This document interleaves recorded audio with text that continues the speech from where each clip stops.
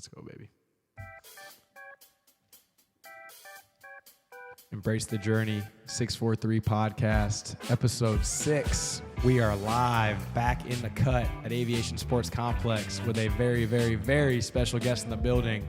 Some call him Webby, some call him Rai, some call him Funny Guy, the big lefty, the ultimate competitor, national state champion, Ryan Webb in the house. Ryan, man, former teammate of mine. I'm just going to keep spewing here for a second. We played 9U baseball together, the first ever 643 team. We won a state championship together at Pope.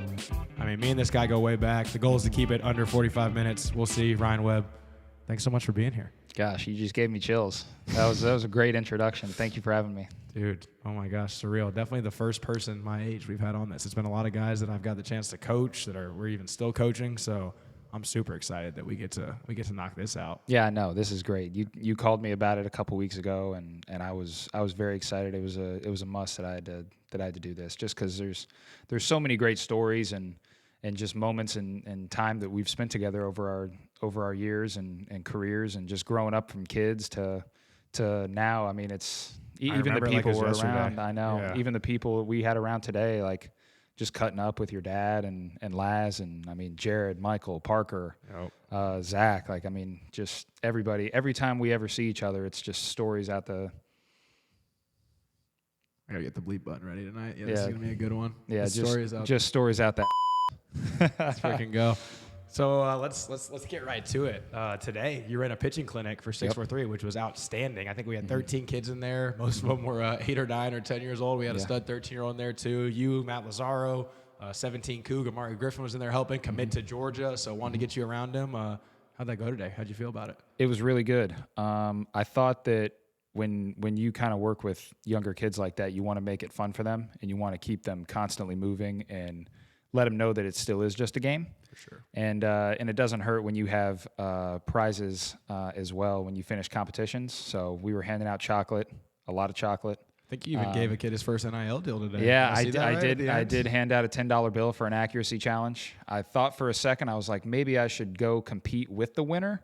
Mm-hmm. But I was like, in the off chance that, I had an off day myself, I can't is the instructor. I can't lose that one, so I held off on it. But it was great. I mean, the kids were really great. No complaints. It was really cool to coach again, and we coached together in 2020 when you were kind of still getting your feet wet coaching. It was my first full season team. I'd assisted for a year or two, but that was the first time I had my own 14 Jags group. And you and Jared Miller came back and helped during COVID when you guys were kind of shut down, waiting to see what happened. And we were just a bunch of 19, 20-year-old dudes running around leading an army of 14-year-olds. Yeah, and it was great. And to see and be around you helping out in there and kind of corralling everyone too. Like you were able to command the room, and it really helped me command the room. So it was it ran really well. I mean, I was really pleased with how it went. Super glad you're in there. Looking good in the hat, by the way. Thank you. The USA hat. I know we had it back in the day when you were 16. You were here, so good to bring it back in style. Yep. Guardians, man, picked you up. And what year were you drafted? Remind me. 2021. 2021, drafted by the Guardians. Were they still the Indians then? Not to be controversial too. I was the last Indian draft class. I remember you made a point to post it with. Yeah. We'll cut that too if we need to. But I remember there's a point of you very grateful to be drafted by the Cleveland Indians, and then the next day I think they were the Guardians. But talk about pro baseball for those who don't know. Just a quick scope. What do you love about the organization? You've been with them. So this is year 4, year 5 now with them? This is... Neither of us are math guys, by the way. This will be my 6th full year. Yeah, I wasn't even close. Yeah. 6th full year with Cleveland. I really... I don't have enough great things to honestly say about Cleveland. They drafted me. I got hurt in college. And one of my favorite stories to tell is going through the draft process and you get hurt and you're already a senior. No matter what kind of talent level you are, whether you're a high round pick, low round pick, as an older guy, some teams are just maybe not willing to take a risk on that guy. And then blowing out your elbow and having to get Tommy John surgery is another deterrent for a lot of teams. And I mean, I couldn't be more thankful for Cleveland to give me the opportunity to play professional baseball, which I've wanted to do my whole life. I've always wanted to reach the major leagues. It's been such a goal of mine forever, and that's why I'm still doing it, because I do think that I have a lot to offer the game. And going up through the ranks, I've played at every level. I've done everything. I rehabbed in rookie ball. I went to low A in Lynchburg, Virginia for the Hillcats, Lynch Vegas. I went to high A in Eastlake for the Lake County Captains. The following year, I went to Akron, played for the Rubber Ducks for about half season. And then for the end of that, I got called up to AAA for the Columbus Clippers. And then I returned to Columbus for the 2025 season and played in AAA the entirety of the year. There's one thing I just learned. Cleveland has the minor league names figured out. I mean, great marketing. I'm sure there's some decent fans at all those games. Was there one level? I know obviously talent as you go is going to improve who you face, but was there one level that was like the most memorable city or the most memorable team or group of guys so far that you're like, man, that was a special season or a special stint I had over there? Yeah. I would probably say one. I mean, I have so many memories from every stop. I think that last year when I got called up to AAA, that's the Clippers. With the Clippers, right? Yeah, in Columbus. We were in the middle of a playoff race. I got called up, and we were, I think, 2 games out of the postseason, and there was about a month and a half left to play. We went on a crazy tear. We won 7 straight series, ending up winning the second half division, and the day that we clinched, we threw a combined no-hitter. So that was such a fun celebration. Yeah. It was really great. I mean, just going through that lineup that we had, it was a borderline major league lineup. We had dudes, I think 8 of the 9 guys that year that we had in our starting lineup had big league time. And being able to get around those guys and those veterans and learning, and they're all receptive. I mean, everybody wants to help each other. At the end of the day, we're all wearing the same uniform. We're all under the same umbrella. We're all pulling in the same direction, which I feel like is really great about Cleveland. Any vet that I ever had a question about or wanted to get any insight, they were, I mean, such a great help for a young kid that's new to AAA. And you're a step away from the show and in the big leagues. And really just all the help that I got from pitching, from the front office, from the teammates there, from my manager, bench coach.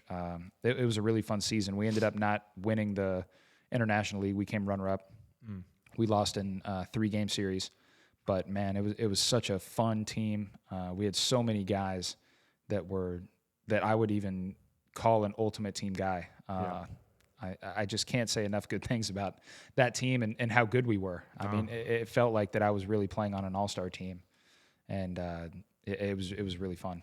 No, it's such good perspective there. I mean, a couple of things stand out. Just one, the team guy aspect, right? I think there's a lot of maybe thoughts out there, inside of baseball that guys are in that me world. I know in travel ball now there's a lot of showcase type teams or showcase players, and guys get caught up in maybe playing for themselves. But it seems like, you're the first pro alumni we've had the pleasure of having on here, but every top college guy we've had so far and all of our guys coming back, you hear that word team come up a lot. And of course, when you watch the Dodgers win the World Series, you hear Mookie Betts talking about helping his team, right? So I think, it's really cool to hear you say that even at the highest level, even if it looks like guys are caught up in their own world, like what you're saying, all the guys that are the best guys and the most successful, they're the team guys. They're looking to help you get better. We say around here a lot, iron sharpens iron.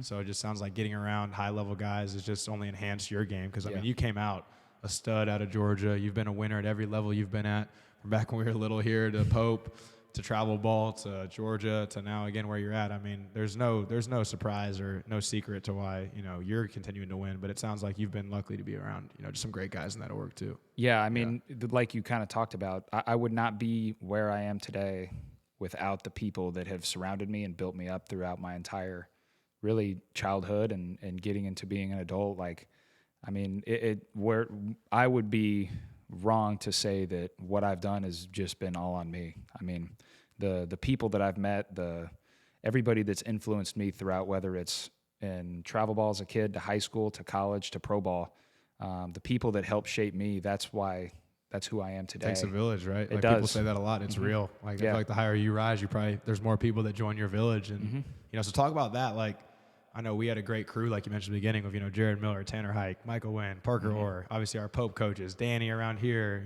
other coaches we had here growing up. Like, how do you meander through as you're rising? I can even think of a couple guys I'm not going to say that we ran into that maybe were, chasing your coattails or, wanting to kind of grab on for the ride. Like, how do you give advice to a kid who's that high level, rising up, maybe he's a power 4 commit or, a top guy coming out of the draft? Like, how do you sift through who's the right people in your circle, and how do you keep the smirks? You don't want to, be too small, but you can't get too big with your circle. Like, how did you kind of establish that, or how did you figure out who is the right people?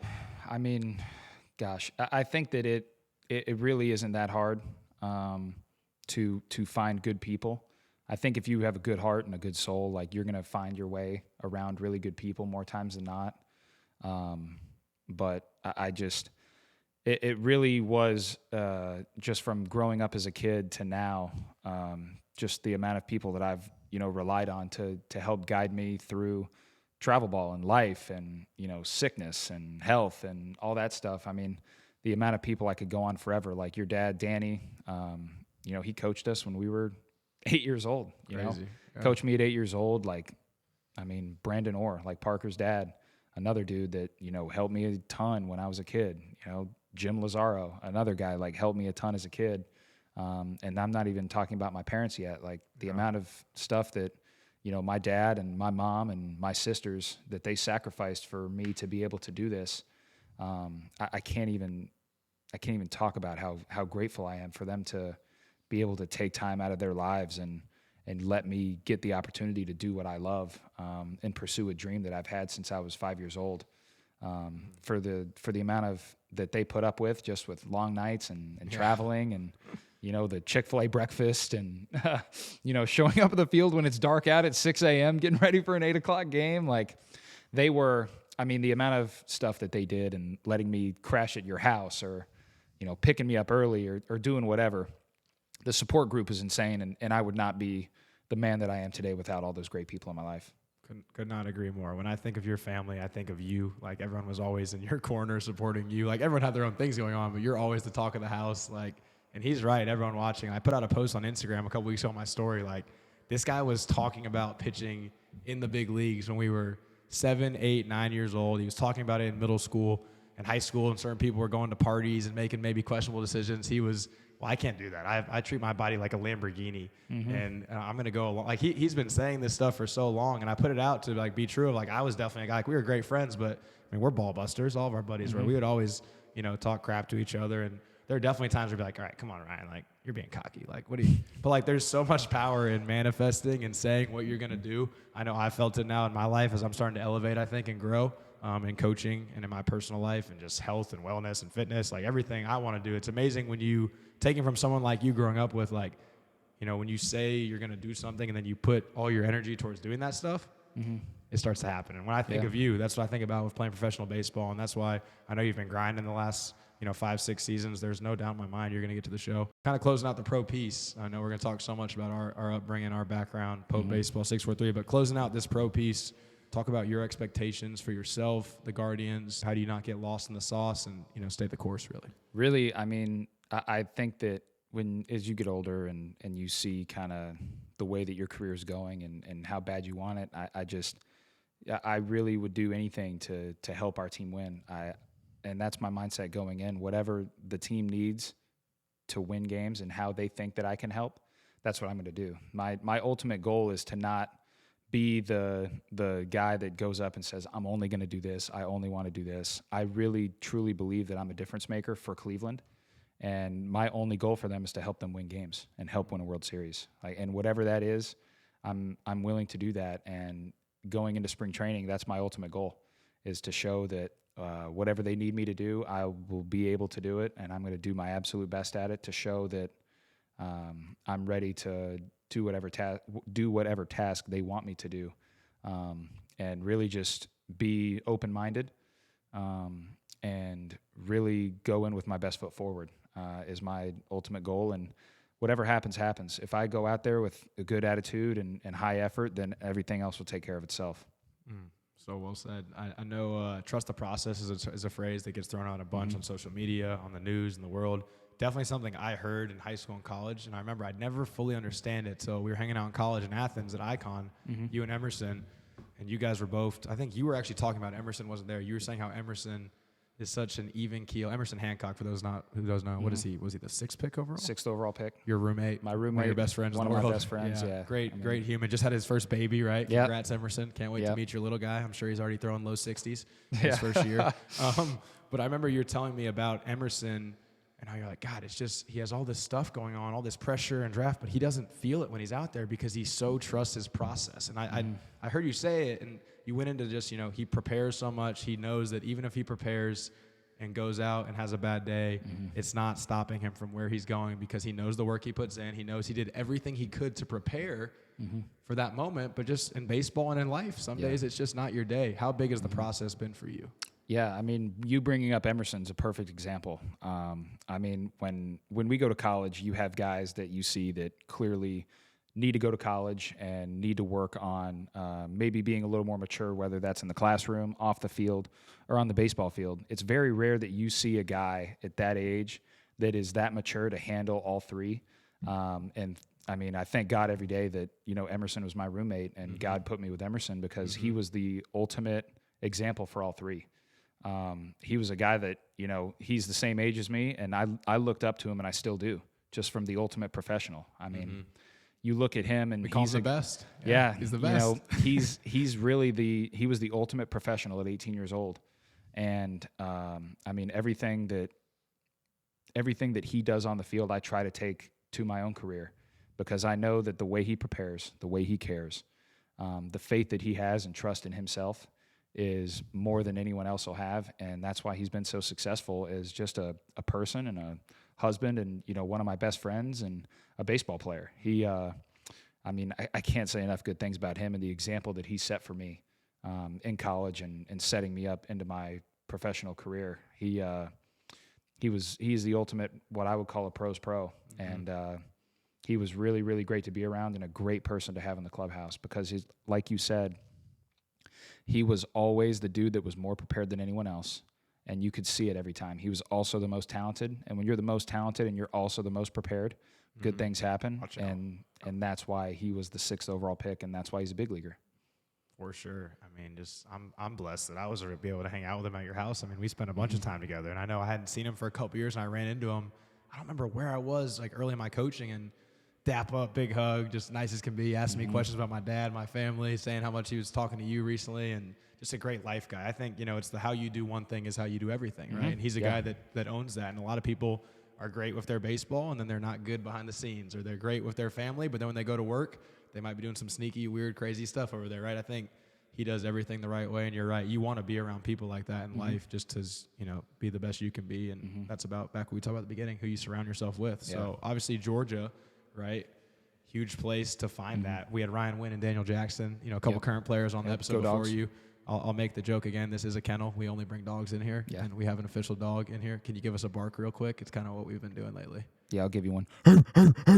Yeah, that's way better than the other guys. You could tell he's. I mean, they got a couple years left at Georgia. Yeah. You could tell. I've called the dogs a few times. You've called the dogs. We would run that, but we don't want to waste time. Yeah, that's true. I've seen him do it. It's electric. This guy's different on game day. But talk about, they kind of hit on it, the facilities at Georgia. I know it's a different coaching staff there now than when you played there, but talk about just the facilities, the resources, and the people you got to be around at Georgia, and how did that elevate you and prepare you for where you are now? Yeah, when I came in as a freshman, everyone goes in at some point, like I said, where you got to mature off the field or you got to mature in the classroom or on the field. I was one of those guys that needed to mature in all three. And being around Georgia where Coach Strickland was, and I still say it to this day, I mean, no one is a better preparation coach that I've been around than Strickland. He made sure that you were prepared beyond belief. And the practices that we did, the weight room, Ryan Gearhart, who's now with Nebraska football, unbelievable strength coach. He used to kick y'all's. I remember in the summer, you guys would be dragging. Oh my gosh, dude. Gearhart was, I mean, he laid the foundation to what Georgia baseball was. And then Sean Kenny, who's now with the University of Iowa. He was a really, really good resource for me. And just as a kid going there, and it was my dream to play at Georgia ever since we were kids. You've been a diehard Bulldog from the start. I've been a diehard Georgia Bulldog since I was a kid. Jake actually was a diehard Georgia Tech fan, so we actually, most times when Georgia and Georgia Tech would play, he would be wearing his ugly gold and navy jersey, and I'd be wearing my Georgia stuff. Yeah. I was at the Demarius Thomas drop. Yeah, that was atrocious. That was the year we should have won. Yeah, which he's a Georgia State legend. Yeah. Like he's a great player, but he unfortunately went to the wrong school. He went to the wrong school. But yeah, when I went to Georgia, the how bad everyone wanted to win and how great everybody wanted to improve, I think it was such a great environment to be in, because you go in as an 18-year-old, you think that because I was one of the best players in the state, I just won a state championship. I did all these things in high school and college, and then you go to college and it's like, wait a second, everybody's better than me. Everybody was the best player where they came from. Everybody's the best player where they came from, and now I'm the 18-year-old at the bottom of the totem pole. I need to elevate my game. Mm-hmm. So just by being around those players, it makes you elevate even more than what you thought you were capable of. Mm-hmm. And the amount of time and preparation those guys put into us and the amount of effort and hours really made me want to do even more, because it wasn't just my goal to go to Georgia. It was a dream to play baseball at the University of Georgia and represent the Power G and wear the red and black every day. Like I'm so thankful that I was able to do that and experience that. I mean, I'm wearing the Power G right now. I mean, it's part of my wardrobe just about every day. Every day. But when I got into the spring, it was like, again, how can I help this team win? Like, I feel like I'm a difference maker, and I want to be able to bring Georgia back to the program that it should be. And whatever role that was the role that I was going to do, and I was going to do the best of my ability. And you had multiple roles there, right? Like, and for kids that think I'm only a starter, or I'm only a closer. Like, talk about how you were almost a Swiss Army knife over your years there. And I know even maybe throughout a season, right, you were in different roles. Talk about that. How'd you handle that? Because a lot of guys think that they're open-minded was a word you said. A lot of people close their mind on themselves. I'm only a shortstop. I'm only a starter. But how did you handle that? Just the winning piece, I guess? Yeah, I mean, when you get there, obviously everyone's main goal is to be the best player they can be and help the team in any way they can. For me, it was just about getting on the field. Like, how is a pitcher, there's only one pitcher on the field at once. How can I go out there and show my worth and help this team win? When I was a freshman, I started out as just a middle relief guy. Middle relief, went to long relief, closed a couple games out. Then all of a sudden it's like, hey, Ryan, here's an opportunity to start a couple games. Well, how about this? Maybe let's put you back in the bullpen. Let's have you close 2 games in a day.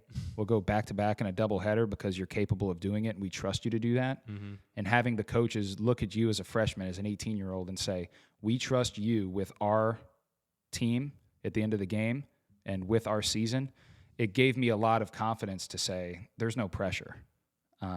Pressure is not that. Pressure builds diamonds. Pressure does build diamonds. But in that situation, it was more like, this team needs me to win, and I want to be that guy that helps them win. And whatever role it was that year, and that's been my whole thing, my entire pro career, is however I can help. Yeah, however I can help a team win, that's ultimately my goal. And at Georgia, I did a multitude of roles, and I did them to the absolute best of my ability. Did I want to be starting games more? Sure. Did I want to be closing more? Sure. But at the end of the day, my job is to pitch when I'm called upon, and my job is to do the best that I can and help the team win. So you're only going to get those closing opportunities. You're only going to get those starting opportunities if you capitalize on you're up 10-0. You go in the game and you don't pitch well. Why do you think that you're going to get an opportunity to pitch when the game's close? You have to go out there and prove in a bad game that you can go out there and take care of business. And then over time, then it's like, well, instead of the 10-0 game, it's a 5-0 game. You earn trust, right? Then you earn trust, and then you go from being the 6th inning guy, now you're the 7th inning guy. Then you're the 8th inning guy. Then all of a sudden, you get thrown out there bases loaded with 2 outs in a save situation when you were just in the dugout hanging out 10 minutes ago. And it's like, hey, you're our guy. You got to go out there and get the job done.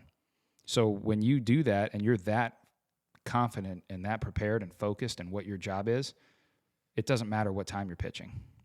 I heard it was Luke Donaldson, our Texas Tech commit, who came on the pod recently. He said, I love to be that guy, right? And that's what I think of you, like, again, you said there's never pressure. Like, it's true. Like, whether we were 9 playing the Bandits baseball with some of our buddies, Cheney Rogers, your teammates, Cheney, Tucker Bradley, right? Cale Ledford. I mean, gosh, all those dudes, they used to whoop our butt. Right, whether it's the state playoffs against River Ridge or against Lee County, whether it's against Walton on our home field. I know you're you're in the dugout, not able to play because you're sick, but you're dying to compete with one freaking arm and one, what is it called when you get mono? Spleen. A messed up spleen. Like, you've always craved the quote-unquote pressure, but it's because you have that much confidence, which goes back to your preparation, right? And you just want to win. So I think what you said there is such a gold nugget of, treat every moment like it's that big moment. Your whole life, practice, playing wiffle ball in the driveway. Oh, yeah. Your bullpens, your prep. Like, if you treat everything like, I think one of our 17 Cougs said it yesterday when they won their natty, we're giving them rings. He said, we just tried to treat every day like a national championship, and then we blinked and we won a national championship. But you don't go with the goal of, like,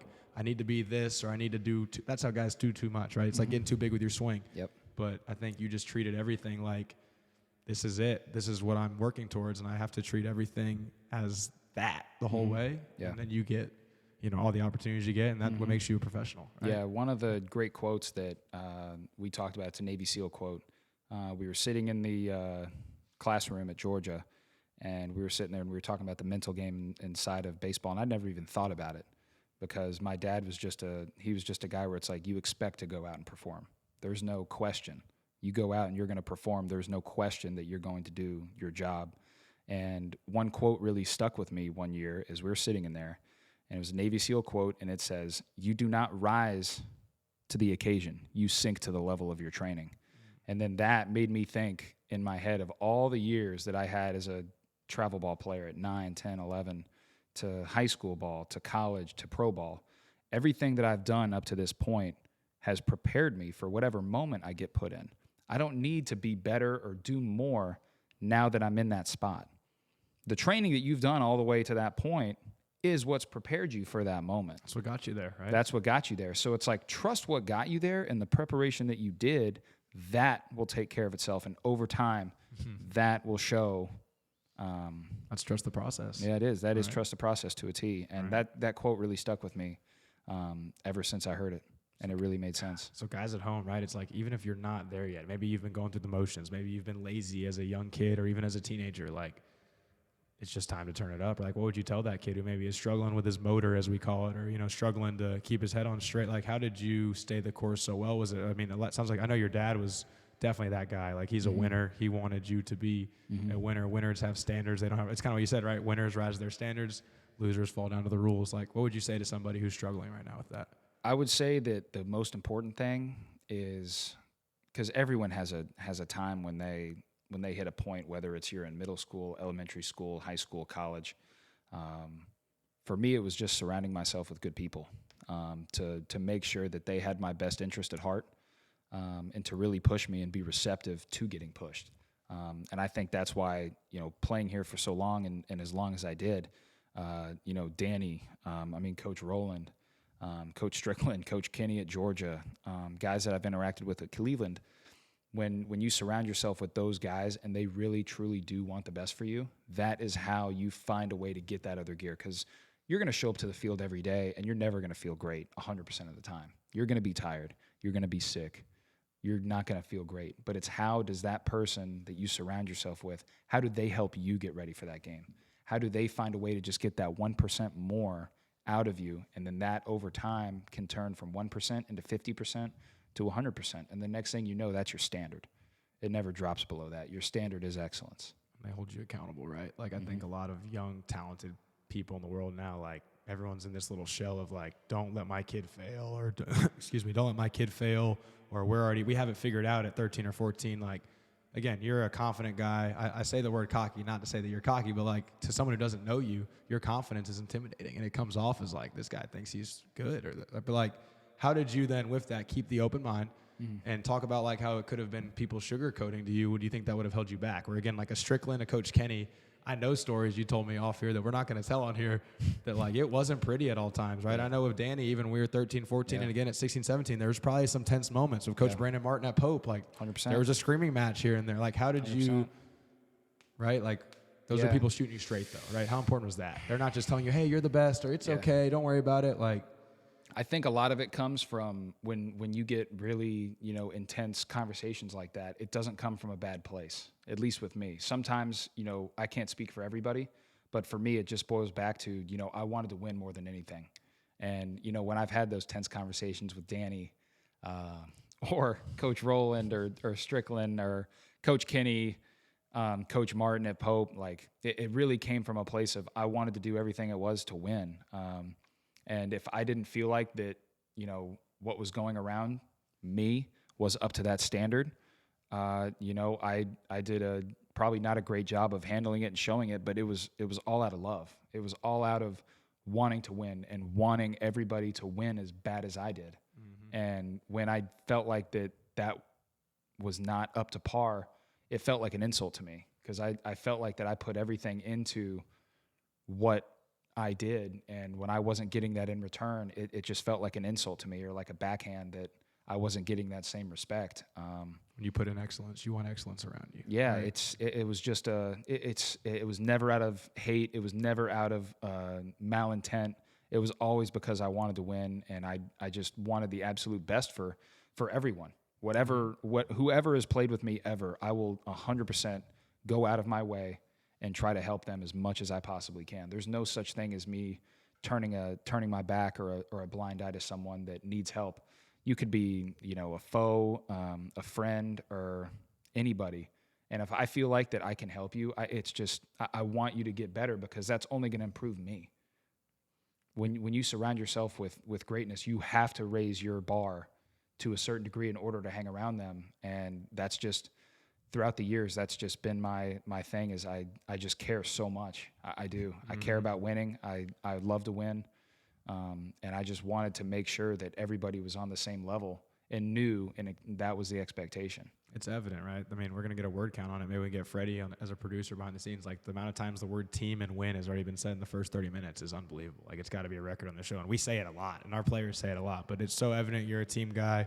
You know, you care about those around you. Karma, what goes around comes around. And I think, again, it's environment, right? It's, like you said, the coaches that were willing to not sugarcoat and shoot you straight, that you got to get. The intensity comes from passion, because you're around very passionate coaches at a high level. I didn't mean that as like, whoa, that was some crazy, like, really, like, you took coaching. You know, like, there's kids that cannot take coaching. What would you say to the kid who thinks the coach is coming at him in a moment when really the coach is just there to elevate, just like those coaches all elevated you? How does that kid handle coaching better going forward? I would tell the kid this: if you're whatever age you're listening to this, and that coach is coaching you and he's ripping you a new one, just know that they're doing it because they care and they do love you. They really do want the best for you. When that coach stops ripping you and he stops talking to you, That's when you should be worried, right? That's when you should be worried, because that means that he's given up, and that's not a good place that you want to be in. I've been on both sides of it, and it's not a good place to be in, because then you got to earn that trust back. But when that coach is coaching you and he's actively trying to show that he wants you to improve and get better, you need to take that as, this person does really want the best for me, and he really is trying to get me better as a person and as a player.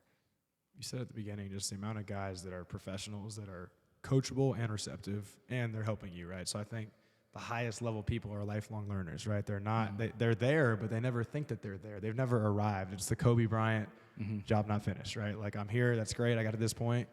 What's there to be happy about? There's more to be done. I'm not where I want to be. And I think for someone like you, you're never where you want to be, right? Like, you're always constantly striving to get better. Yeah. And just kudos to you for that, for being that example. We're going to take a quick commercial break from our sponsors, and I really want to dive into the early days, 643 Pope, before we close this thing out. I know you got to run to a family dinner. So, This episode has been brought to you by our partners at Marucci Sports. Looking for that new wood bat, maybe that new catcher's mitt, or infield outfield glove?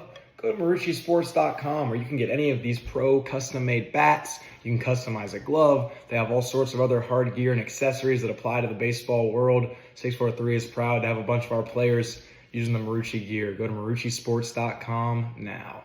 man, good stuff so far. How's it going? You enjoying this? I love it. I mean, the amount of stories and stuff that we could talk about. I mean, it's endless. We're gonna do endless it again. stories. Yeah, we're gonna do it again, especially after this year when you're up in the bigs. Yeah. Let's go. So let's go to Pope baseball for a second. Obviously, a special place in our heart. I couldn't help. Maybe it's my ego. I don't know what you call it. But earlier you talked about the Clippers winning 7 straight series, and I think we did that like 3 years in a row at Pope, where all of a sudden we blinked and we'd run like 12 in a row, or 15 in a row, or 18 in a row. Final Four for us our sophomore years. State runner-ups. That one really hurt to Walton, our rivals, our junior years together. Senior year, we did the damn thing.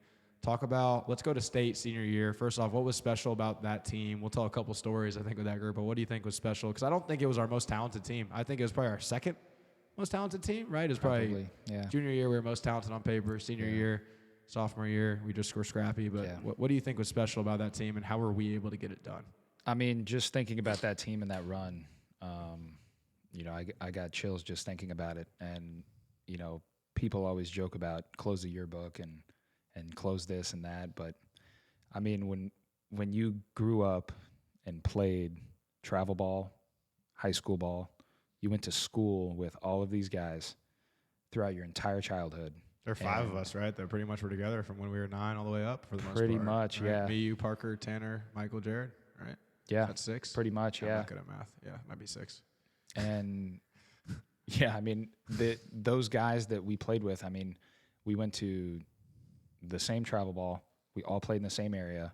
We all went to the same high school, and we were all best friends. Played basketball together, right? Played basketball. Hung out all the time. Mm-hmm. It was just in 2017, we had, so if I could ask you right now, one person that I thought was the most important part of that team, and it's my favorite story to tell, who do you think was the most important part of that team in 2017? Jeez. I don't know. You're putting me on the spot. This is the first time I've been freaking deer in the headlights on this show. Good for you. Usually I'm making people uncomfortable. The one person, it's a player or a coach? It's a player. Player that was most important. Was it Chase Smith? Chase Smith. Okay, cool. Was the most important player on that team. Yeah. So Chase pitched at Pitt. He pitched at West Virginia. Yeah. Yep. He played 5 years in college. Fantastic college arm. One of our good friends. And the story about him, and I love telling it. I spoke at Pope last offseason or 2 off seasons ago for their opening pitch banquet, and we talked about being a player and stepping up when your number's called. Chase Smith went from being a kid that didn't play on varsity his first 2 years, pitched like 10 innings, maybe his junior year. So this guy's got 10 innings under his belt going into his senior year of high school. And at the time, we didn't have a ton of arms. We had a lot of arms graduate the year before. And Chase Smith was, to me, the most important part of that state championship run. If you pull up Chase's numbers from that season and the impact that he had on our team, you can't even describe how important he was to that team, just being an ace. Mm-hmm. I mean, he was an absolute dude on the mound. And I'll never forget, I have this picture ingrained in my mind forever. In the state championship game, we're in Rome. I pitch game 1, Chase pitches game 2. We both went complete games. We both punched 9. We both gave up an unearned run, and we swept. And when I got off the mound, my final out, I remember there's a man on second. We're up 2-1. Ground ball gets hit to Jared.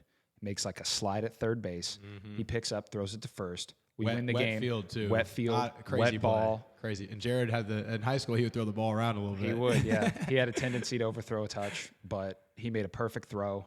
Caden Smith made a pretty normal catch at first. Ball game over. We win.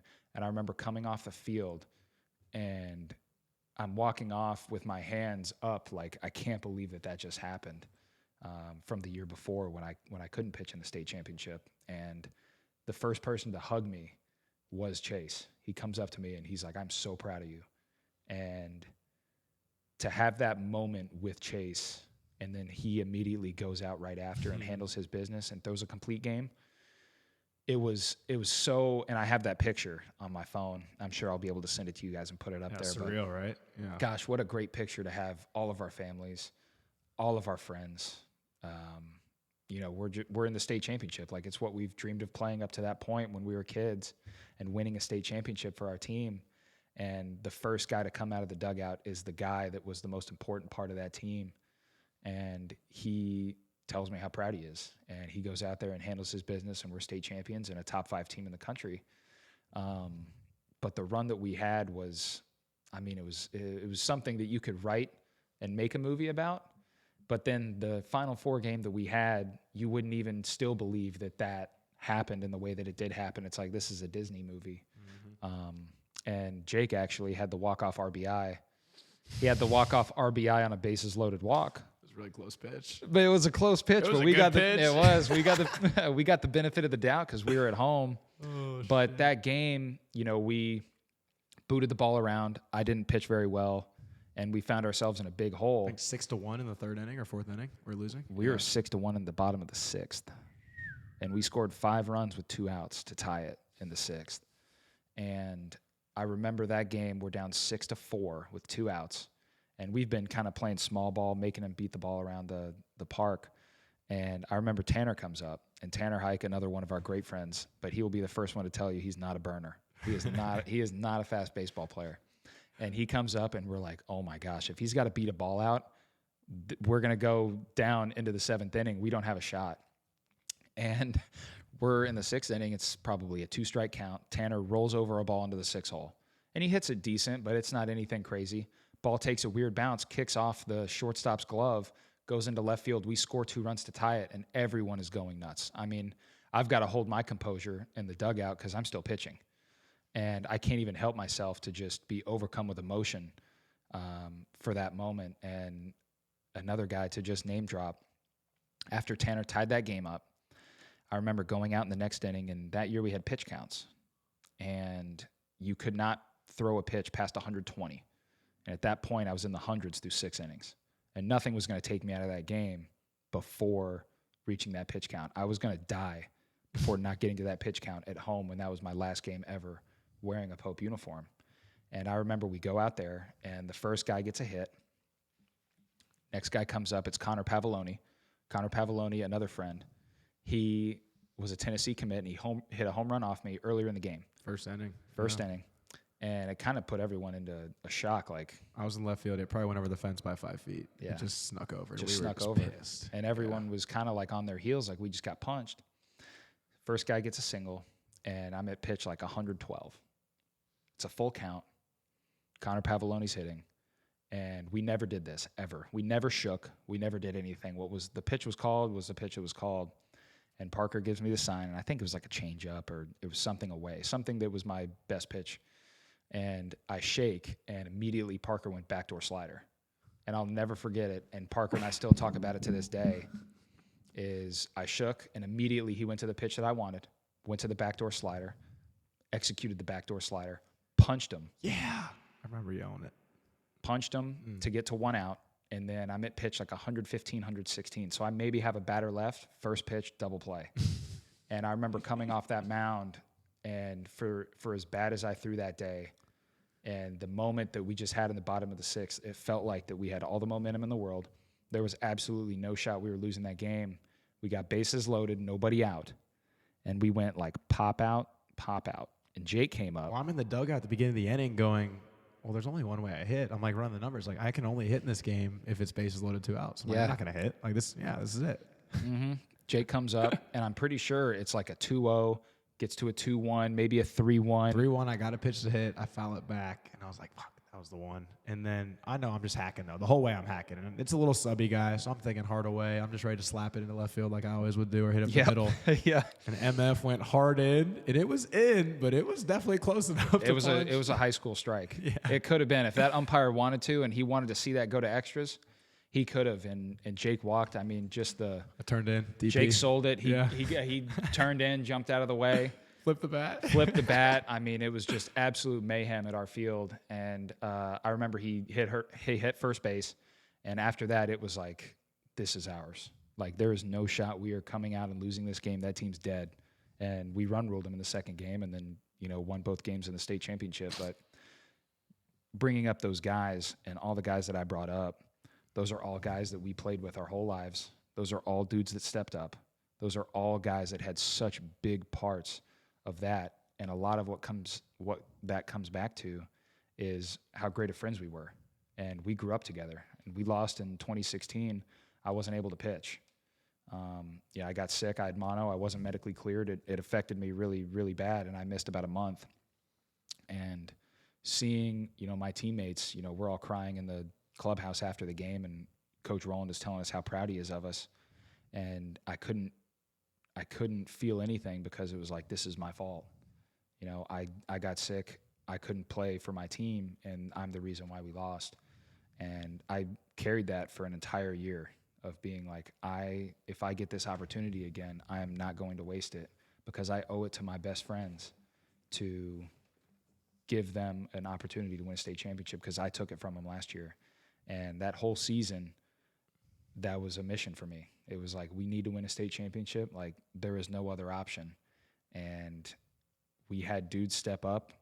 I mean, I can't even tell you how we many made a guys stepped pact up. when we lost to Walton. You're not lying. We were all crying in the locker room, and then it went to like just stunned, numb feelings, and then it was like we all agreed. At least me, you, Jared, Buddy, Max. I know at least, and it probably was more guys. I remember looking around and being like, we're never gonna feel like this again. No, we know that. Like this was supposed to be the year. We had hyped it up all year. This is the year. This is the year. We went, all right. Well, next year it wasn't supposed to be as good of a team, and we're losing Josh Lowe first round. We're losing Matt Rowland, drafted by the Braves. We're losing Cameron Allison. I mean, 3, 90-plus arms in high school. Like we said, just a great point by you. Great grab of Chase Smith was the key guy to step up. That's what we needed. Max Pralgo, my brother, key guy to step up as a sophomore, Max, right? But we all agreed, and it's back to that manifesting thing, right? Like I think when we grew up, we didn't really understand how hard it was to win a state championship. We used to go around telling everyone we're going to win 4 state championships. We're going to win state championship every year. But there was one thing for sure: we were going to win. So when we lost there at the end, and that was all we had left, it was that agreement almost, right? That bond of like, no matter what happens next year, we're not going to feel like this. Yeah, and 100%. I'll be damned if we didn't just roll through that season. Yeah, and we did. I mean, we got tested, and this is another story too. I mean, I still can't believe that, the amount of great stories that have come in just from, growing up together. I'll never forget, we are in the Elite Eight. I pitch against Dalton. We win. This is before River Ridge, right? Before River Ridge. We're in the Elite Eight. We're playing Dalton, another really good team. And we win the first game, close-ish game. Game 2, we lose like 1-0. Chase Smith, his only loss of the season, was a 1-0 ball game. And so we come back game 3. We hadn't played a game 3 all postseason. Chase and I pretty much threw complete games every game. Like no one else pitched that entire postseason up to that point, like a month straight. And I remember game 3, we're like, dude, we got Max Pralgo on the mound. Sophomore, Max Pralgo. Goofball, who's thrown like... He threw good during the year, but he hadn't thrown. But he hadn't thrown in a month, weeks, right? Yeah. And it's against a very old Dalton team and guys that we played against growing up too, all from that Chattanooga area, the Dalton-Chattanooga area. And I remember going to the field that day, I stressed out of my mind. I couldn't eat, I couldn't think, I couldn't do anything because it's like, man, it's all coming down to this game in game 3. And I remember walking in the clubhouse, and Max Pralgo is sitting there playing cards with our senior catcher, Parker Orr. And I'm like, Max, you locked in today? He's like, yeah, I just want a hand. And that was it. And I was like, all right, we're chilling. Max goes out there in the first inning. He goes like walk, single. Bases juiced, nobody out in the top of the first.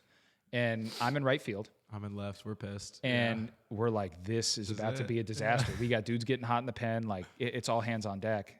And I remember they hit a ball to right field. I catch it, throw it home. Guy doesn't tag up. It's not deep enough. We get a double play, the next hitter. We get out of that inning with no runs given up. Max ends up going a complete game. We win like 8-1, something like that. And we blow him out. And I remember another guy just stepping up when he needed to, but he didn't do anything different. He was just himself. He was a 15-year-old kid that knew no different, that just went to the ball field like it was any other day, and he just went out and did his job. And then that propelled us to winning a state championship. There's so many unsung heroes from that team that don't get any credit, and people listening to this are probably like, these guys are reminiscing on high school days, close the yearbook. But like Jake said, when you have as many close friends as we did, and we really grew up with Buddy, Max, Caden, all those guys, and all the guys that we played with, Michael, Jared, Parker. And that was our 9. Like everyone we just listed, that was our 9 guys in the line. Yeah, right? I mean, we were all good friends. We all hung out outside of the field. We were all really good friends with each other. We'd play pickup basketball and stuff like that. It was really everybody, just pulling their weight and really really making sure that happened. And then after that, they ended up winning another championship and ended up doing really well for themselves after too. So it was just, that season was such a great season, because throughout the season there was so many moments and times where, and there's other moments too that I can go into, but those aren't. But it got hot at times too, man. It wasn't perfect. We all, I think, butted heads at times. We had to have a couple talks where we had to confront guys. There were guys yelling at each other. I mean, people think that, I think, winning is glamorous when you see that final product, but it's kind of like that picture out there. It's a meme or a GIF, or whatever you want to call it, where it's like the guy on the pedestal with his trophy, but you can't see behind him all the things he went through to get there. And I think that team is an example of it. There was so much, adversity and kind of maybe even, drama, or, some guys not pulling their weight at times, or guys getting distracted. And I think there was so much good confrontation, and that goes back to just, being in a good environment, being around winners, guys that, want to win and be intense at the highest level.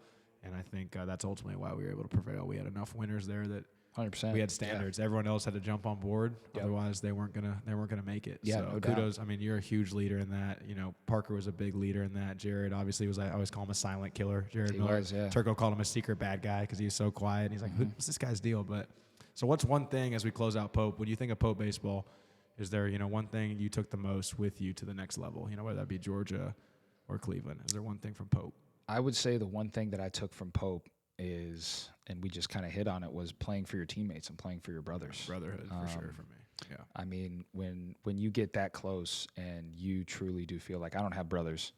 I never did by blood, but I mean, growing up with all you guys, like I feel like all you guys are my blood just from growing up with each other. Like, I mean, I'd be crazy to say that I wouldn't consider us brothers, or Michael, Jared, Parker, Tanner. Blood. Yeah. All these guys that we grew up with, like, it really made me put everything that I had on the line for those guys. I would go pitch and play the field every day to play with you guys.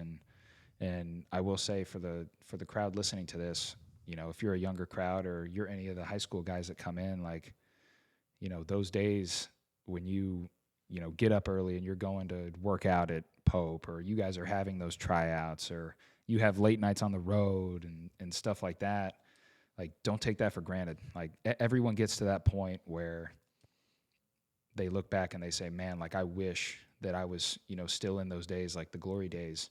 And I wish that you guys don't take that for granted, because the amount of times that we talk about it every time we're together, I mean, we constantly talk about it and just say, man, do you remember this time? Or do you remember when we did this in, Coach Thomas's class? Or do you remember when we did this in Savvy's class? Chairman, shout out.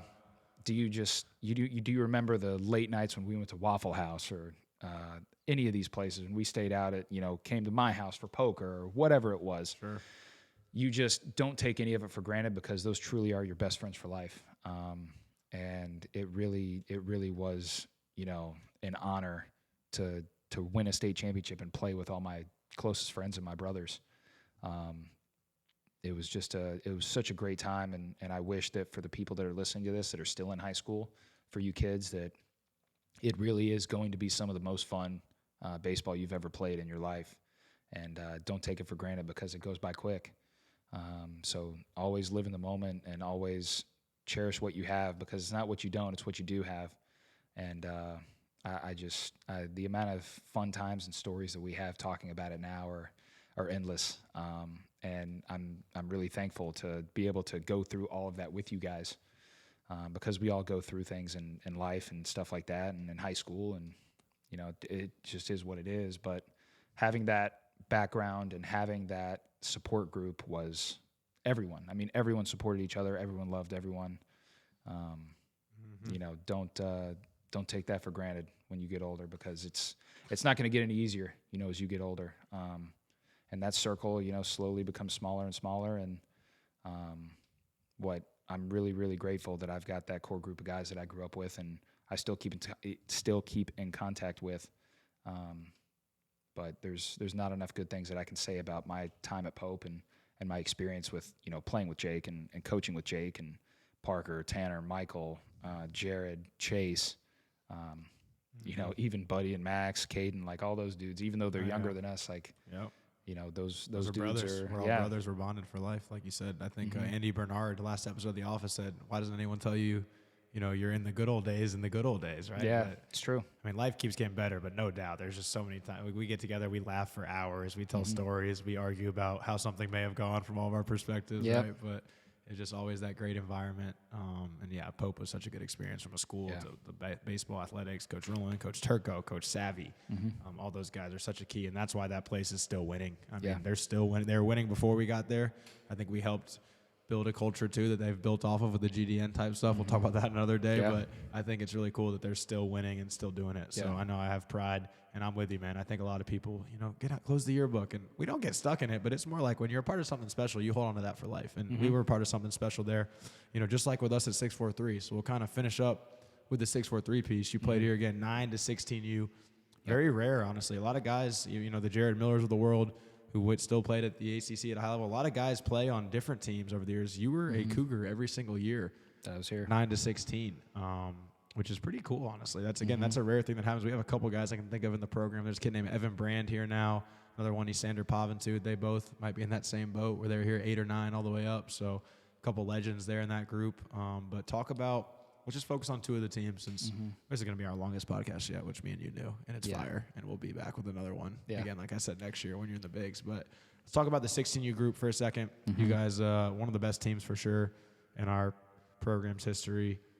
It's runner-up in the WWBA 16U national title, which anyone that doesn't know, 380 teams, 400 teams in that event, best of the best. Talk to us about, there's one story about your last pool play game with that team, how you guys almost didn't make the bracket, and then how you guys came together. You know, it's kind of that intensity piece we hit on earlier, you know? I mean, and again, you know, everyone is going to see it from a different perspective that's listening to this. Like when you have Matt on, like he can give from his perspective as well. And even if you have Jared or any of those guys, they'll probably see it different. But 16U World Wood Bat, I remember I had recently verbally committed to Georgia. And, you know, I was sick for a couple weeks, came back, and we were in the World Wood Bat. And I remember we were on this field. We're 4-0-1, I think. You played 6 pool play games. Is that what you did? 6? And had to win the pool, right? There was very few wild cards back then. Few wild cards, if there was any. Maybe not back then. But you had to win your pool of 7 teams. And we won 4 straight, tied a game to a team that we shouldn't have, walk through it. And then the next game here, we played in the last game of our pool. And we're 4-0-1. We need to win that game to advance. If we tie, there's a small chance that we would advance, but we needed to win that game. Yeah, the understanding was win or go home. Like if we lose or tie, we're done. That was the understanding. That was the understanding. Is like we had to win or we were not going to play. So you're betting on somebody else to cover you, and there was another bad team, right? I was like, there's no way. Yeah. There's just you needed to win in order to take care of business. And I pitched on Saturday, and the final pool play game was on Tuesday morning. And I threw a complete game on Saturday. We won. We beat Gavin Williams. So for you guys that don't know Gavin Williams, teammate of mine, big leaguer, very good big leaguer. Sorry, Gavin, career record, I'm 1-0 against you. And so we beat him, and we play a team on our field. And our coach at the time, Ryan Sterling, he came up to me and was like, okay, Ryan, this game is a must win. You're going to have to give us some innings out of the bullpen, only a couple. If we get to that point, I'm going to need you to close this game out. And I said, of course, whatever you need, like, I'm ready to do it. And he's like, you're not going to play this game. At the time, I still hit. He's like, you're not going to play the field. You're going to be on the bench because if I need to get you hot, I need you to get hot in a hurry. And so I was like, okay, done, whatever. First inning goes by, nothing. Second inning, he looks down at me and says, Ryan, go get hot in the pen right now. I'm like, me right now? I'm supposed to throw 2 innings? And so I go out there, and I warm up. I throw 5 innings out of the bullpen. And I throw 5 shutout innings out of the pen, and we needed to win, like you said, in order to win or go home. And we didn't score the rest of the game. It was 1-1. We didn't score. And after we didn't score in the top of the 7th, it was like everyone on the team was deflated because it's like we tied, we lost. We're not going to advance, and we still had the bottom of the 7th. I had to go out there and finish the game off. I come out, finish the game. I don't think a runner got on base. And I come off the mound, and I'm just overcome with emotion because it's like I just came on 3 days rest after throwing 7 innings, and I throw 5, and this is what I get. And to me, it felt like no one like showed up to help the team win, and you know I lost my cool, and I was going nuts in the dugout. And I remember our coach Sterling he really didn't even say you were wrong. He really rode with me and was like, you're 100% correct. And then he started ripping us. And so then he started ripping us. F-bombs were dropped in that dugout, I'm sure. He started ripping us. I was ripping us. And that game, everyone thought it was over. Dudes left the dugout just heartbroken because it's like, this is the tournament that you prepare for. When you're in travel ball, the World Wood Bat Tournament is what everyone trains for all season. And it was like, we're not going to get in. And the only way that we could have got in was if the last place team beat the team that was in first place. That was the only way we were getting in. What was their name again? The Lake Norman Copperheads. Shout out the Copperheads. They beat the team that was ahead of us. And so we ended up winning our pool, and we were the 63rd team out of 64 teams that made it. And then in 2.5 days, with minimal pitching, that team again had multiple dudes step up and give us innings to help us go all the way to the championship. And unfortunately, we lost in the championship game on one of the most heartbreaking games I've ever been a part of in my entire life. My friends and I, when we still talk about it, we refer to it as one pitch. We were up 5-1. I pitched in that game too, and I had to take myself out because I was exhausted. So I had to go to left field. And Sterling wasn't taking me out of the game, but he put me in left. And I threw 1,000 pitches this week. It sounds like us. We're telling this story different times. We're big on arm care now. Everyone watching, we're a lot better with this. Yeah, we'll cut this. Yeah, no, it's good. And so we end up playing in the championship, and we give up 7 straight hits, something that just doesn't ever happen in baseball. It was 1-2 count, 2 outs. Nobody on base. Cougs are up. I was on the Jags that year, but I was in the dugout. We're up 5-1. Everyone's got their cameras out to record. And I remember Steven Minner was at third. Chauvin was at short. Jared was at second. I get goosebumps thinking about it. I remember seeing them look at each other on the 1-2 pitch, and they said, "You ready?" And then it was like foul ball. And then, like you said, it was like single. Blooper. Single. And there was just, I can't even explain the amount of bad luck that happened that inning. They end up tying it. We lose in like 12 innings. It's crazy. We played 5 extra innings, ended up losing. And this is when PG was at Lake Point. I remember everybody was there. I've never seen that many people at a travel game. It was one of the craziest games I've ever seen in my entire life, and unfortunately we lost. And I remember sitting down stunned in left field, just feeling like it was again my fault because I pitched that game and you were MVP pitcher. There's that picture of you as MVP pitcher, and I've never seen somebody more pissed off in an MVP picture. I couldn't. I can't even explain how mad I was. I just threw like 13 or 14 scoreless innings in 6 days, and I was laying in the ground out there, crying. And I remember Danny came up to me and he was like, "You are going to be all right. Like there is going to be more opportunities for you. Like this is not the end of your career." In that moment, you feel like it's the end of your career. It's like everything that we did up to that point was to try to win that game. And like I said, I care and love those guys so much, and everything I did was for them. And I felt like that, I cost them a national championship and a banner. And then the worst part of it is they come up to me and say, "Hey Ryan, congratulations, you're the MVP pitcher of the whole tournament. Here's a picture." And I'm literally crying, bawling my eyes out. And they got to take a picture, and they post it on the internet. And I remember just being so devastated that happened, and that was one of the toughest games I've ever had to be a part of in my life. But just a story from that team is how one small thing can go your way, and then how one small thing cannot go your way, and it can completely turn itself. But the fact that we even had the chance to do that was awesome. And the same thing, those guys that I played with, Drew Waters, big leaguer, Steven Minner played at Georgia, Jared, like Brant you said, Chauvin, Brant Herter, big leaguer, Zach Williams, Jack Ferguson, all these dudes that all played on that team, Jamie Taylor, JP McGuire, like the list is endless of dudes that played for that team. And it was, that's one of my toughest games. And I thought, growing up a Georgia fan, and a Falcons fan, and a Hawks fan, and a Braves fan, it's like, man, every time we're close to anything, or every team that I love or I'm a part of, it's like we're always close, but we can never get it done. And then that made next year that much sweeter when we ended up winning the state championship. So, bittersweet.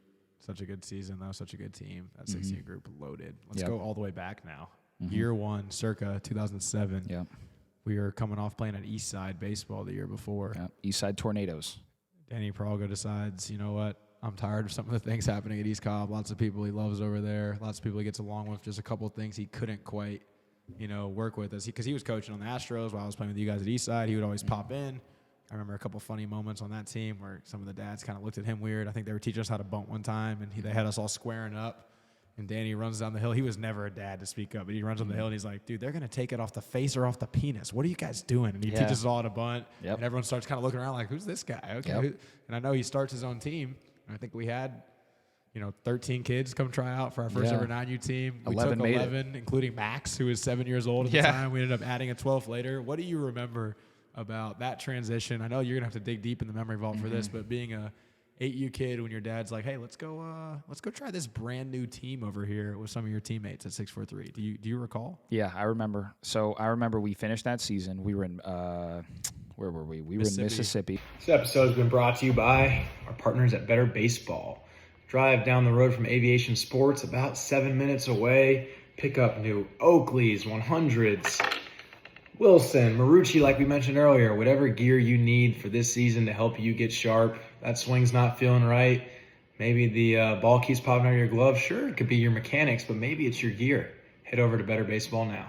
And I remember that right when that got done, I was thinking that, we were going to continue to play at Eastside, and all my friends played at Eastside. Obviously, we grew up together. Yep. And we were all like, this is, what we're going to do. We're going to stay here. And I remember my dad came to me and he's like, hey, I think that we're going to leave Eastside.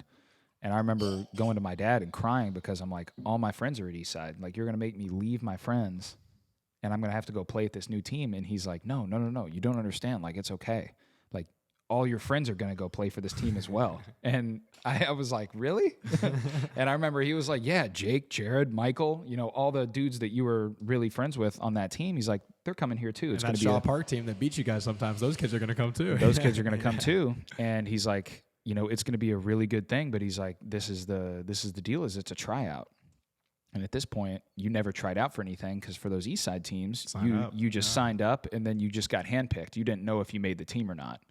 And he told me, he's like, you're going to have to try out. And he was like, there's a chance that you might not make this team.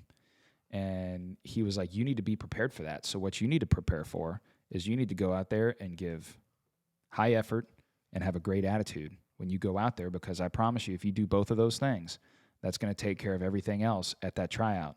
I went out there, and even me, like looking back at it when we were kids, I was not very good. I was a left-handed hitter, left-handed pitcher, but at 9 years old, I wasn't great by any means.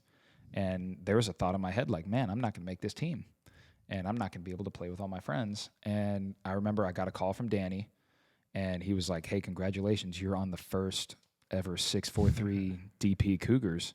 And I remember being so happy that I was going to be able to play with my friends, and I had no clue, obviously, what 643 would end up becoming, and just how big it's grown, and how proud I am to say that I'm an alum of 643, because they've helped build me into the player that I am. And we talked about it today at that pitching clinic. When you're that age, the best place to be, in my opinion, that I've seen, and I've coached obviously with you, and we've seen other places, and talking to my friends at their experiences as kids. If you want to develop as a travel ball player, as a young kid, there is no better place in my heart than this place. You are going to get better here as an overall baseball player because of the foundation that they've laid, that Danny, Jay, Dave, all those guys have helped lay. And you're going to get better as a player, but you're not just going to get better as a pitcher. You're not just going to get better as a position player. You're going to pitch. You're going to switch hit. Even if you don't have the ability to switch hit, you're going to learn how to do it. I tried to hit right-handed. Didn't last very long. It's good to be lefty-lefty. Yeah, Danny told me, he's like, you don't have it. We're just going to cut this short, maybe after a couple months, because you have no ability to do this. But everybody switch hit. Everybody played every position. Lefties played first, right, center, and left. You got so much experience hitting leadoff, second, third, fourth, fifth. You hit all up in the lineup. Danny's biggest thing was, we are going to develop you as players. Now, we didn't know this when we were kids. We just knew that we were going to play baseball and we were playing with all of our friends. But looking back and being able to reflect on my time at 643, that there was no other place, and my parents would say the same thing if they were here right now, and a lot of other parents too. There is no better place where, if you want to develop and get better as a baseball player, an overall whole complete baseball player, this is the place to be. And that's why I'm still here today. Like, I would not sugarcoat it. I would be very honest. But this is the organization that helped make me as a player. You know, there's funny stories where you watch TV and you see guys in double plays, they toss their helmet. They're like, well, go pick it up and do whatever. I see that happening, so I'm like, well, that's just normal. I ground into a double play, and I just toss my helmet to the first base coach. And Danny's like, me? Like, I'm 10.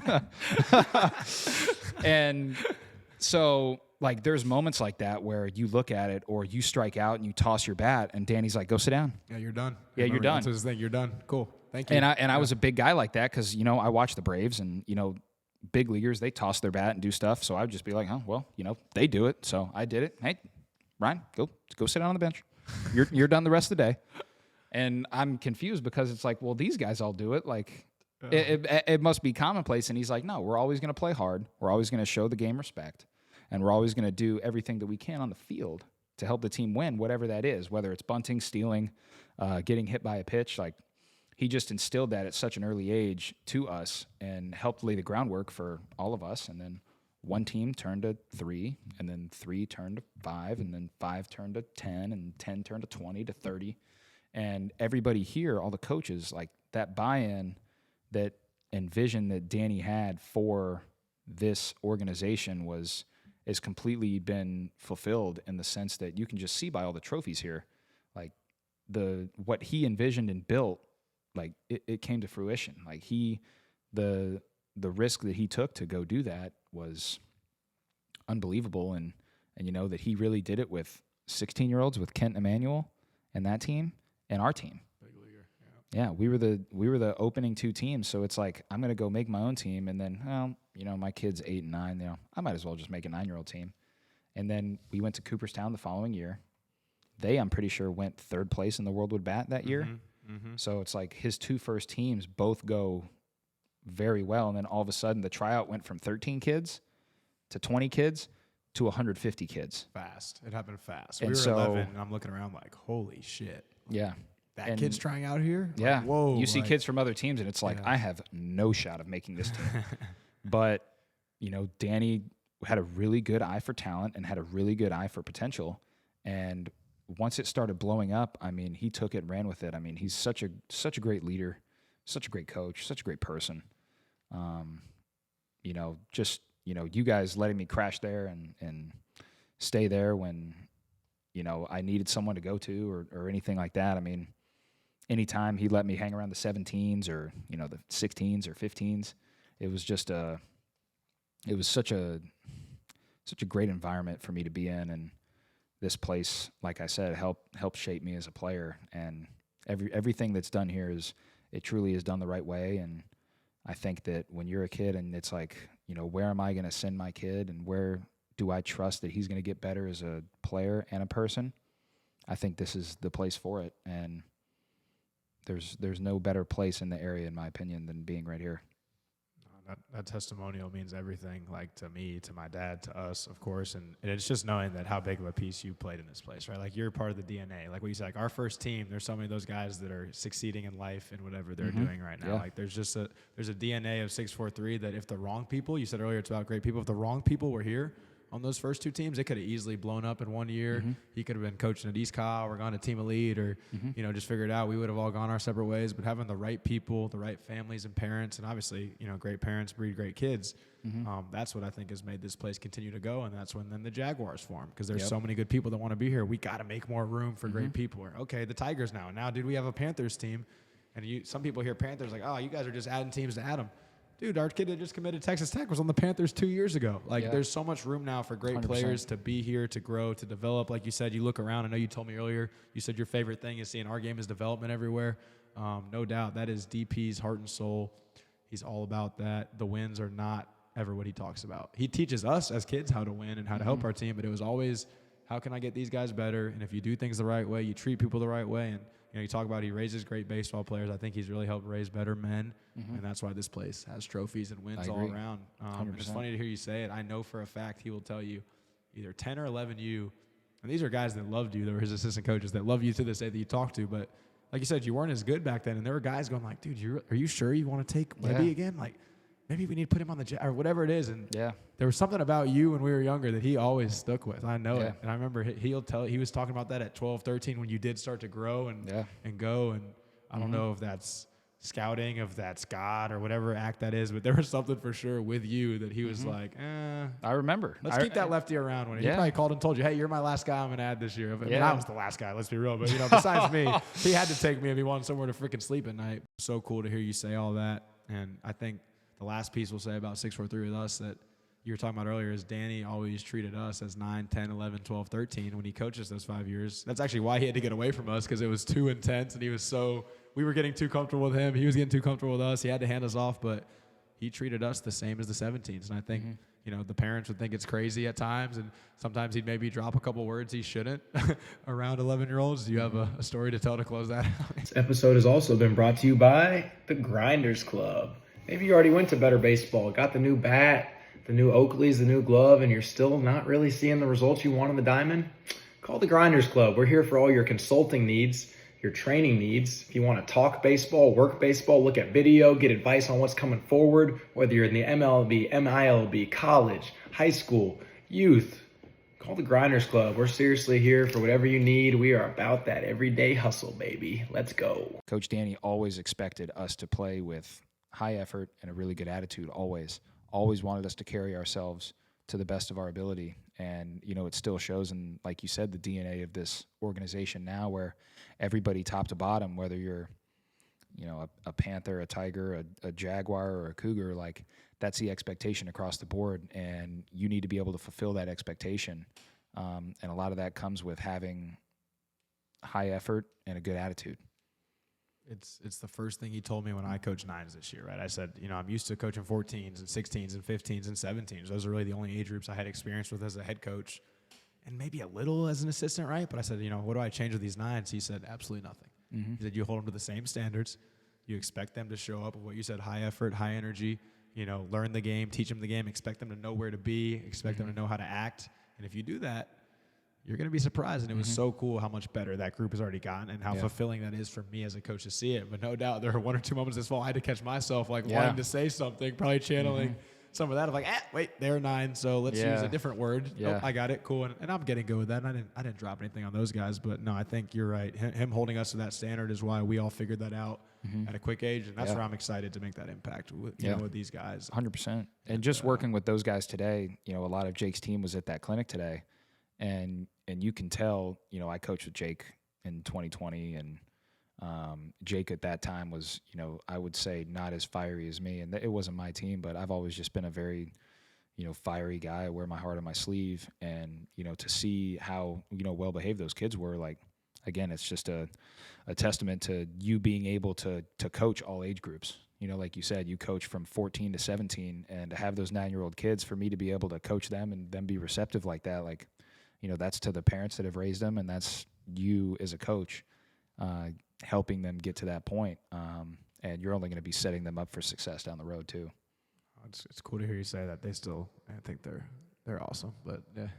But they're 9. They're 9. We were 9. We remember it too. We talk about it all the time. Yeah. We were 9-year-olds once, so we didn't have iPads either. So that's true. Yeah, they're awesome. The attention is tough sometimes, but I appreciate you saying that. No doubt. I picked up a lot coaching with you in the early days of you got to show a little firepower to these guys. That's how you earn respect. Niceness is weakness sometimes. So I think I'm a very nice guy, but you got to bark a little bit. And today when guys weren't looking at you when you were talking, you heard me in there. I didn't like that. And I jumped a couple guys, but hey, they perked up. Yeah, I think they got better. So, man, this is, again, the longest one we've had in Embrace the Journey history, and we could go for much longer. We're going to close it out, okay? We're going to go speed round. Okay.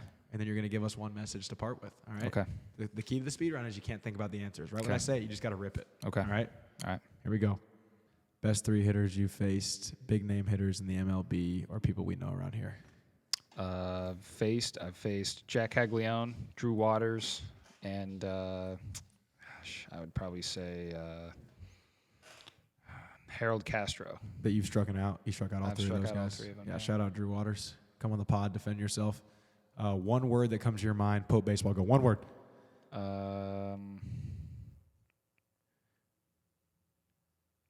GDN. 643. One word. Brotherhood. Guardians. One word. Indians. That's great. That's great. Man. All right. This has been awesome. I feel like we've been here for 12 hours today. Yeah. The pitching clinic will take it out of you, right? There's a lot of that. Can't thank you enough for coming on, man. As a closing message, we kind of have everyone close out with one thing that they can say. We've talked, I'd say throughout this about your confidence, your mindset. It's been very evident to everybody watching, how much you trust your process. There's a reason why you're a winner at every level you've been at. And I continue to go back to that. Say there's a kid out there who has all the tools in the world, because what are you height and weight-wise? I'm 6 foot, 200 pounds. 6 foot, 200 pounds. So you could say you're not supposed to be throwing 90s, and you're not maybe supposed to be where you're at by, the grace of God just giving you, just physically, right, from the start. I think there's some guys that are born with it, and it's in their genes, and some guys that work and work and work where they have to be that high level an athlete. And I think you're one of those guys. And I'm sure, there's plenty of blessings you have. I'm not trying to take away from that. But what do you say to a kid that maybe has all the tools, has the skills, has the body type, has the live arm that naturally can do stuff, but their mental just isn't there. They're not quite confident in what they do. What do you say to that kid? Look in that camera and, give them your testimony. I would tell that kid that you have all the talent in the world, and you're going to have all the support in the world to get better. And for you to trust yourself, and you to trust the people around you, and they only want the best for you, and they only want you to get better. When it comes down to it, always trust yourself, always trust your gut, and always have great effort and have a good attitude. Those two things are going to carry you a far way in baseball, and I think that those are the two most important things that I've learned in my life from my dad and playing here, is having a good attitude and having a lot of effort is going to take you a far way in baseball. No matter how talented you are or how ill-talented you are, having those two things is very, very important to the game of baseball and in life. About to say, spot on. It's, again, why you're a winner on the field. Whenever your career ends one day way down the road, it's why you're going to continue to be a winner in life. Not trying to rush you to finish your career. You're going to play for another 10, 12 years. Whenever you do, we're going to do something together. I already know it, whether it's in baseball, business, whatever it could be. Of course. Cannot wait, man. So grateful for you taking the time today to come out and, obviously be on the podcast and talk to everybody, share your story, just a glimpse of it. There's so much more we're going to get into, but so grateful for you spending the time with our next generation of 6'4" ballers. There's definitely a couple future Ryan Webbs, a.k.a. SEC players, draft picks out of that class. But, man, everything you do is at a high level, and I'm just grateful that, you're one of my brothers. You're one of my best friends in the world, and whether we talk, week to week or sometimes we don't talk for months, but I know every time we talk, it feels like we're just the same old dudes back growing up, and that's what life's all about. So, man, Embrace the Journey, episode 6.